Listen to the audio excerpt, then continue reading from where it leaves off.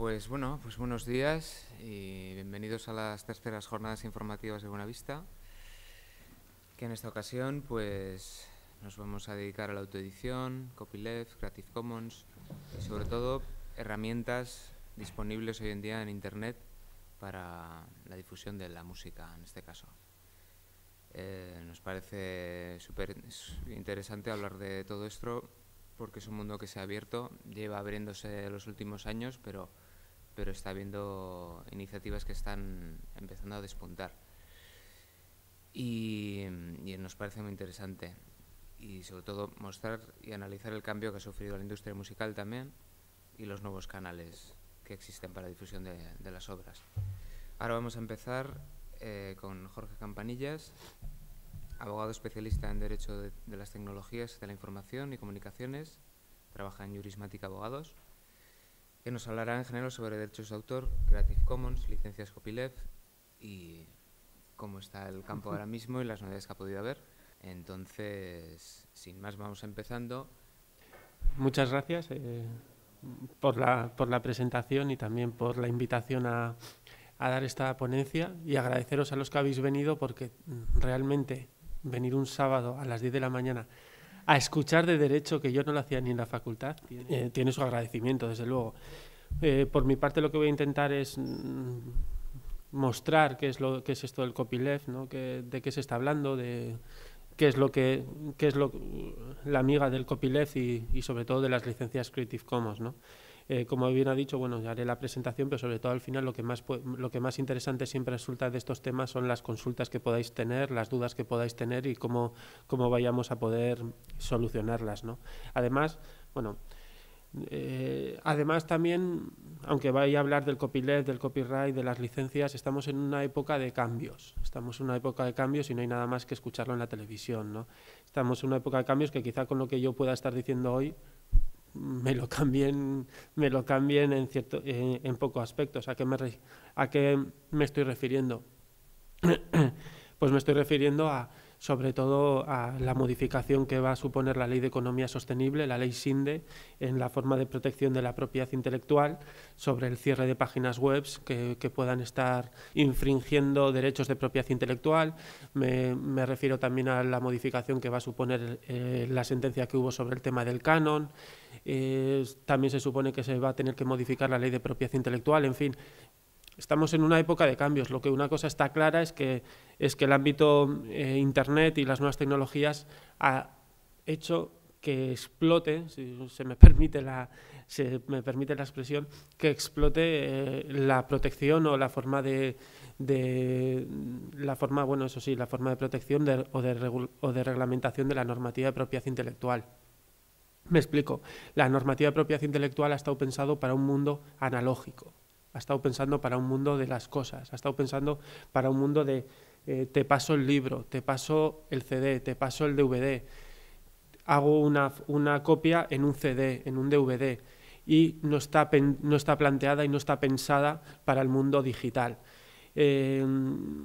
Sí que se han hecho algún tipo de modificaciones. Se hizo en el año 2006 la última modificación, digamos, fuerte de la Ley de Propiedad Intelectual, pero siguen sin pensar en el mundo digital, siguen sin pensar en lo que está sucediendo hoy en día, en la facilidad de descarga, como habéis comentado, luego se hablarán de los programas peer-to-peer, de la facilidad que tenemos de compartir la cultura, que es al final lo que se refiere y lo que yo creo que es más importante, ¿no?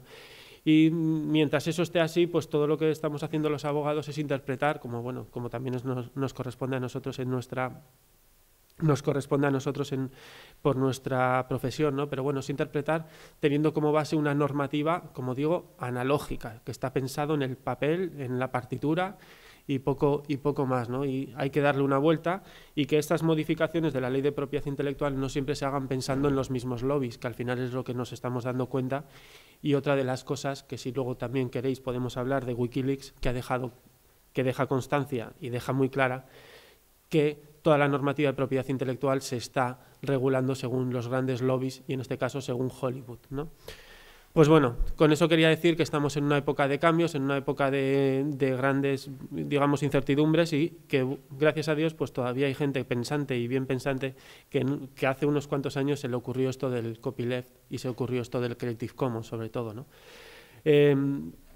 Entrando en materia, bueno, vamos a ver un poco muy por encima las diferentes formas de gestión de la propiedad intelectual, qué tendencias hay en materia de propiedad intelectual, qué es eso del copyleft versus el copyright, qué es el copyleft, cómo nace, su historia, la jurisprudencia, porque hay sentencias ya que hablan del copyleft. Esto no es una cosa que se han inventado, no es una cosa que digamos que no tiene validez jurídica, no, existe. Hay, y encima los jueces la están aplicando y están diciendo que sí, oiga usted, que no solo existe el copyright, que también hay autores que están apostando por el copyleft y que es una nueva forma de gestión y que se tienen que amoldar a ellas reglas. Luego, como ya veremos, es que el copyleft no es otra cosa que coger la normativa de propiedad intelectual y adecuarla a los gustos, si me permitís también la expresión, a los gustos del propio autor, ¿no?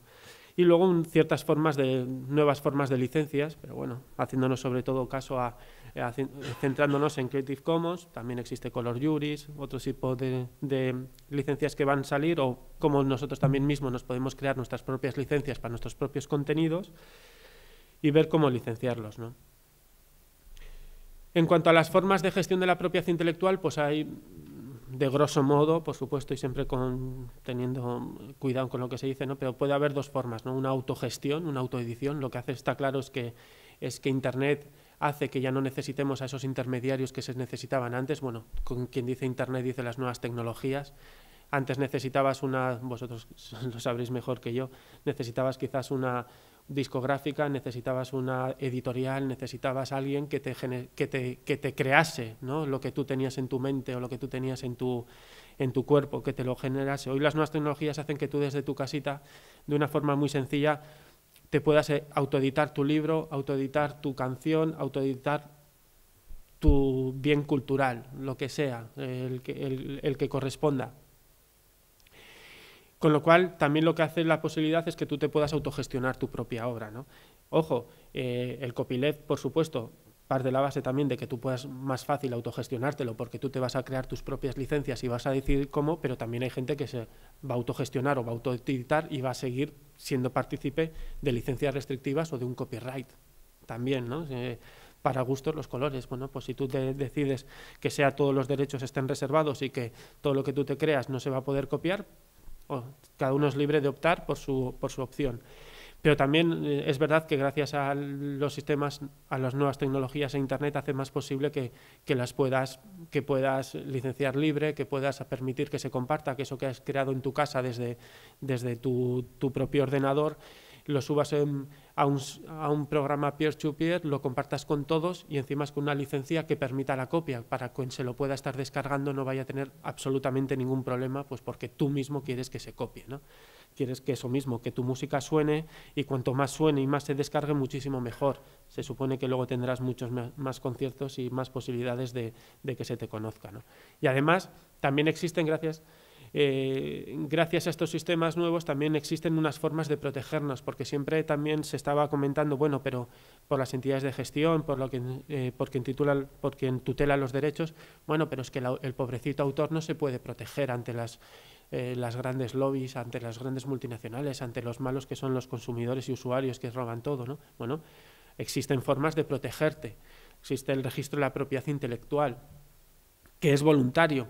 Además, también hay que decir que nadie te obliga a que registres nada en el registro de la propiedad intelectual. Tú eres el autor solo por el mero hecho de haber escrito el libro, por el mero hecho de haber tocado el bajo, la guitarra en ese aspecto, o por el mero hecho de haber, eso mismo, hecho un graffiti en la pared o hecho una pintada en donde sea.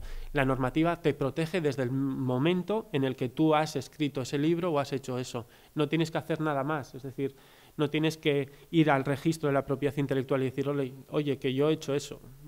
No tienes que hacerlo. Hasta el 86 más o menos era obligatorio ese registro, ya no es obligatorio el registro.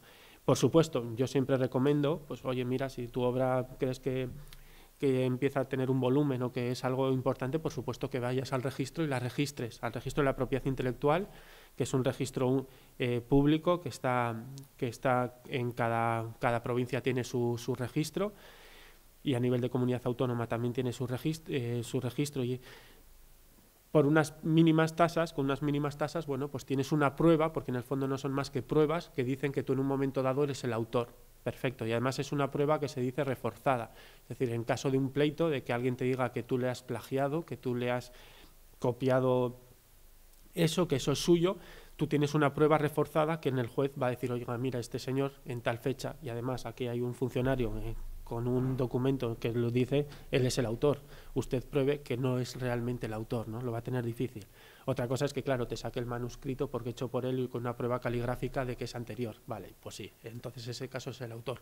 Pero es una prueba bastante reforzada y difícil de refutación, difícil de llevarla en contra.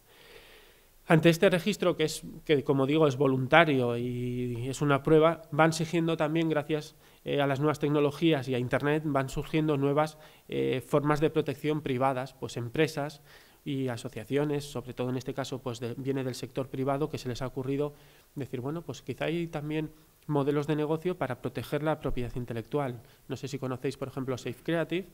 Es una web, en este caso, bueno, es una empresa, pero que ha hecho una web en Internet que es safecreative.net, y tú como autor puedes subir ahí y ellos, como un tercero de confianza, no hacen más que un tercero de confianza, dan un sello, un timestamping y un hash, hacen un hash con tu obra, y ellos declaran que en ese momento dado, en ese tal cual, tú has sido el que dices que esa obra es tuya, esa fotografía es tuya, ese libro que has subido es tuyo, ese post es tuyo, o esa música que has subido es tuya y con tal licencia. Bien, pues son, como digo, son respuestas que va dando el sector privado a que a nuevas formas de protección. Pues bueno, en este caso quizá la prueba no es tan reforzada como el registro de la propiedad intelectual, pero es otra prueba más que te sirve. Y por supuesto, cuando tengas, en caso de lo mismo, en caso de pleito, en caso de litigio, pues va a haber un tercero de confianza que no tiene nada que ver con ninguna de las dos partes, que diga, mira, es que este señor en este momento dado subió a mi página web, además aquí con sistemas automatizados de firma electrónica y tal, y nosotros declaramos que en ese momento dado este señor dijo que era el autor de esa obra, ¿no? Bueno, pues tenemos una prueba más para decir, oye, mira, esa obra que nosotros nos hemos autoeditado y nos hemos autocreado y la estamos difundiendo, pues tenemos una prueba más de que en este momento decimos que es nuestra, y si en algún otro momento alguien viene y dice que eso no es suyo, pues tenemos formas de ir protegiéndonos, ¿no? de ir protegiéndonos. También está el escrow, sobre todo es para el mundo del software, vas al notario con el código fuente y el notario levanta un acta notarial, da fe pública notarial de que ese software, que ese código fuente eres tú el que lo ha desarrollado, y además hay un depósito notarial de ello. Por supuesto, pues esto cuando pasas por notario ya sabes que las tasas pues pueden ser un poco más altas, pero son sistemas en el que te vas buscando cómo proteger tu creación, que no es otra cosa, ¿no?